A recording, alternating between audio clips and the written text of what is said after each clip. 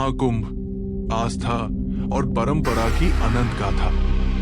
नमस्ते दोस्तों, आपका स्वागत है महाकुंभ मेले में, दुनिया के सबसे बड़े आध्यात्मिक आयोजन में। ये सिर्फ एक मेला नहीं, बल्कि सनातन संस्कृति का उत्सव है, जहां आस्था, श्रद्धा और मोक्ष की यात्रा एक साथ मिलती है।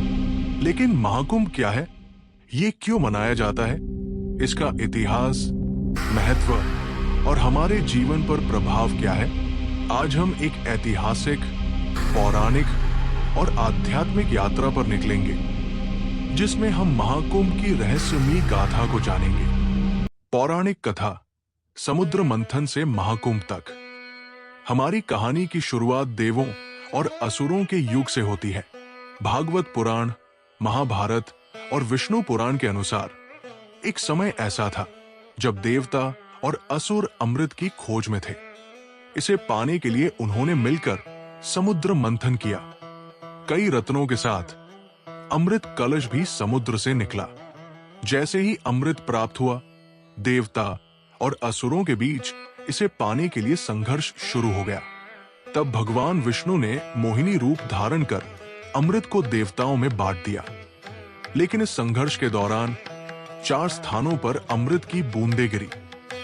प्रयागराज, इलाहाबाद, गंगा, यमुना और अदृश्य सरस्वती का संगम, हरिद्वार गंगा नदी के तट पर, उज्जैन क्षिप्रा नदी के किनारे, नासिक गोदावरी नदी के किनारे। इन 4 स्थानों को पवित्र शक्ति केंद्र माना गया और ऐसा कहा जाता है कि महाकुंभ के दौरान इन नदियों का जल अमृतमय हो जाता है, जो आत्मा को शुद्ध कर मोक्ष प्रदान करता है। महाकुंभ का ऐतिहासिक विकास। महाकुंभ का वर्णन 7वीं शताब्दी में प्रसिद्ध चीनी यात्री ह्वेनसांग के ग्रंथों में मिलता है, लेकिन इसकी वर्तमान परंपरा को 8वीं शताब्दी में आदि शंकराचार्य ने पुनर्जीवित किया।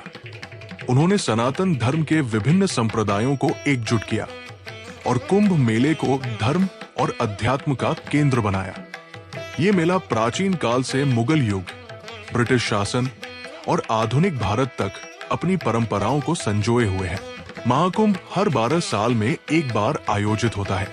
इसके 4 प्रमुख रूप होते हैं। महाकुंभ मेला हर 12 साल में प्रयागराज में, पूर्ण कुंभ मेला हर 12 साल में हरिद्वार, उज्जैन, नासिक में, अर्ध कुंभ मेला हर 6 साल में, माघ मेला हर साल प्रयागराज में। इसका आयोजन ग्रहनक्षत्रों की विशेष स्थिति के अनुसार होता है, जब बृहस्पति, गुरु की स्थिति विशिष्ट राशि में होती है।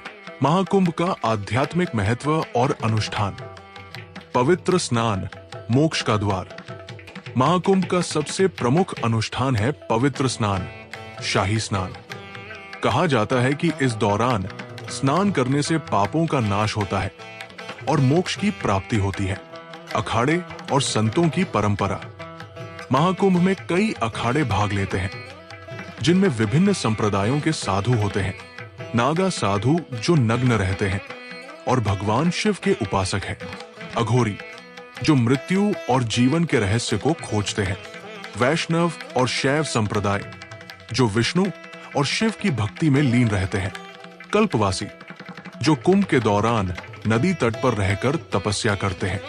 पेशवाई अखाड़ों की भव्य शोभा यात्रा होती है, जिसमें हाथी, घोड़े और शंख ध्वनि के साथ संत प्रवेश करते हैं। महाकुंभ केवल एक धार्मिक आयोजन नहीं, बल्कि संस्कृति और आस्था का महायज्ञ है। हिंदू धर्म की एकता, जाति, वर्ग और समाज से परे एक आध्यात्मिक संगम। वैज्ञानिक और प्रशासनिक चुनौती, स्वच्छता, सुरक्षा और व्यवस्था का अद्भुत प्रबंधन। आर्थिक समृद्धि, स्थानीय व्यवसाय, कलाकार और सेवाएं फलती फूलती है। विश्वव्यापी पहचान। यूनेस्को ने इसे अमूर्त सांस्कृतिक धरोहर घोषित किया। 2013 के महाकुंभ में 25 करोड़ से अधिक लोग शामिल हुए, जिससे ये दुनिया का सबसे बड़ा शांतिपूर्ण आयोजन बना।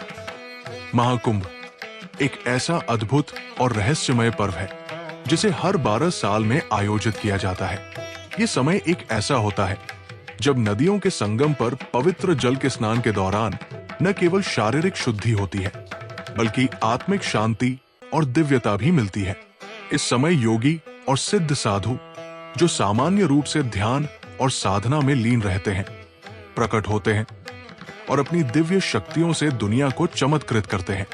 कहते हैं कि महाकुंभ के दौरान पृथ्वी पर दिव्य शक्तियां सक्रिय हो जाती है, जिससे यहां आकर साधक और भक्त विशेष रूप से आशीर्वाद प्राप्त करते हैं।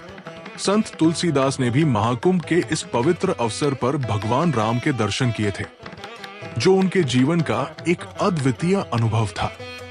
ये घटनाएं और आस्थाएं महाकुंभ को एक ऐसा दिव्य स्थल बना देती है, जहां हर व्यक्ति अपने जीवन के कष्टों से मुक्ति पाने की आशा लेकर आता है। महाकुंभ केवल एक मेला नहीं, बल्कि सनातन संस्कृति की आत्मा है।